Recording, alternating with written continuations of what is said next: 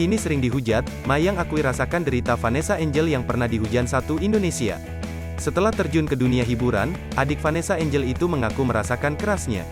Mayang pun mengkupilu ingat perjuangan Vanessa Angel dan ingin meluapkan perasaannya untuk mendiang sang kakak. Baru-baru ini adik Vanessa Angel ini memang terjun di dunia hiburan. Setelah merambah dunia tarik suara, Mayang sesumbar banyak ditawari untuk bermain film.